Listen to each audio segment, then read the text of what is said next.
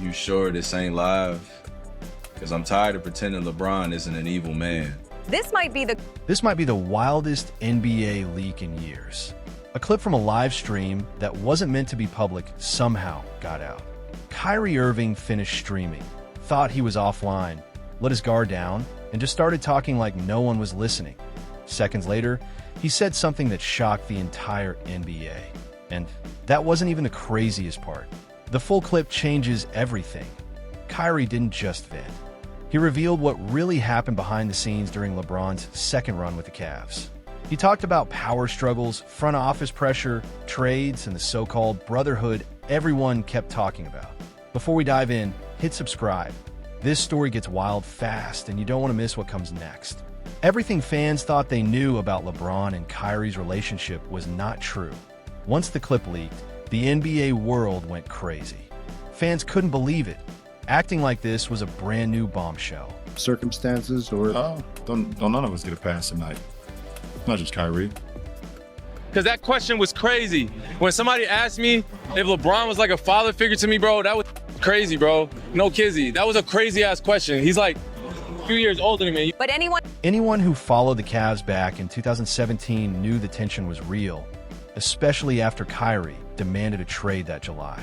Now, 8 years later, he finally confirmed what people whispered but never said out loud, that the LeBron era sometimes felt controlling and manipulative. Then the internet went wild. Old clips resurfaced, Kyrie looking annoyed in press conferences, tense on the bench, or uncomfortable on camera. And it wasn't just Kyrie. That old line about LeBron being a father figure, Kyrie shut it down immediately. Fans rewatched everything with fresh eyes, and suddenly all those small reactions made sense. By the end of the meltdown online, one thing was clear. Kyrie was never just a side character in someone else's story. He was always a star on his own, long before any LeBron drama. And let's be real, hardcore LeBron fans often downplay this, pretending Kyrie didn't step up in the 2016 finals. But he did. He hit the three-pointer in Game 7 against the Warriors, the shot that sealed the win and gave LeBron his third ring. That moment mattered.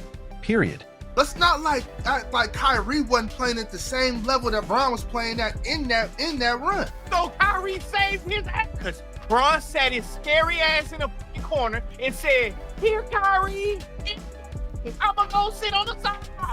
Here, Kyrie, do it for me." To really get why this tension ran so deep, you have to go back to the beginning, 2011, when Kyrie Irving first stepped on a Cleveland court. This was before LeBron returned, before all the roster moves, before the pressure. Kyrie was the franchise's golden child. Fans loved him, teammates respected him, and he was completely his own player. He wasn't chasing super team energy, headlines, or control like LeBron. He was just a pure hooper, focused, grinding, building his own identity without the circus. When the Cavs drafted him first overall in June 2011, the city went wild. After a flashy but brief run at Duke, Kyrie immediately showed he could really play. As a rookie, he averaged 18.5 points, 5.4 assists, and 3.7 rebounds per game, shooting nearly 47% from the field and almost 40% from three. Those weren't just good rookie numbers. They were star numbers, and oh surprise, he easily won the 2012 Rookie of the Year award, taking 117 of 121 first-place votes. And this wasn't luck.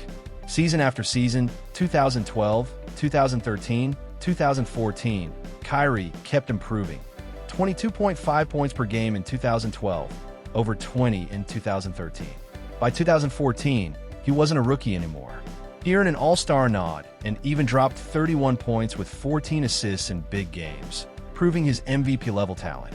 Through all of this, Kyrie kept it low-key. No public complaints, no leaks, no drama, no talk of super teams. Early reports all painted the same picture.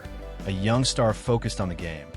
Quiet, humble, private, and locked in. Kyrie didn't need hype. Basketball spoke for him. Even before he reached the league, his dad drilled that mindset into him. You got a Bentley engine. If you don't go, the team doesn't go. That stuck. Kyrie believed in hard work, focus, and staying sharp without making a scene. To the franchise, he wasn't just another player. He was the guy, the foundation, the future they were building around. He wasn't about flashy media plays or image control. That's exactly why he was perfect for Cleveland. He didn't crave fame, power, or clout.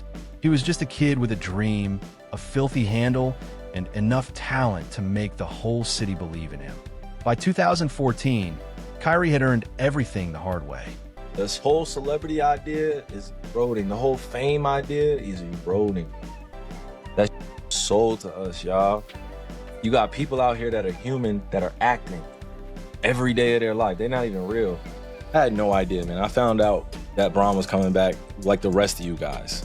Rest of you guys in the world. I had no inclination. I had no time to prepare. It's not that it was on my bingo card, like, hey, I'm gonna spend my career playing with Bron. Like, I had no idea, guys. He wasn't a rookie anymore. He was an all-star, the franchise centerpiece, and for a moment, the heartbeat of Cleveland basketball. This was his foundation, his era. Then 2014 happened. Out of nowhere, LeBron James announced he was coming back to Cleveland after 4 years chasing super teams and global superstardom. No warning, no heads up, nothing. The second a contract was signed, everything shifted. Kyrie found out the same way everyone else did. Scrolling headlines, watching interviews, reading breaking news. The team he had been shaping from the ground up suddenly wasn't his anymore. Overnight, he went from the face of the franchise to the sidekick. The front office adjusted, media narratives flipped, and coaching decisions started bending toward LeBron. PR teams, brand handlers, and media insiders poured in. Cleveland wasn't just a basketball team anymore. It became LeBron's stage. Every spotlight followed him. Kyrie was still elite, still working, still leading, but the biggest shift was the world LeBron brought with him. Celebrity circles, Hollywood events, invite-only rooms with cameras everywhere. It was a world Kyrie never signed up for. High-profile figures were shaping perception, influencing narratives, and feeding the media machine.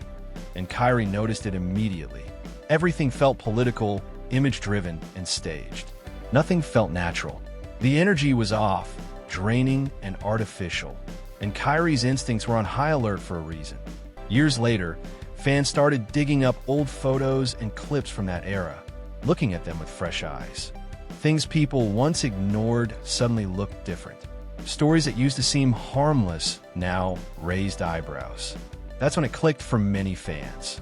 Kyrie had sensed something was wrong long before the public ever noticed. You know, every time you play with Bron, it's going to be a lot of media attention. It's going to be a lot of back and forth of narratives. It's going to be about a lot of spun narratives. It's going to be a lot of politics.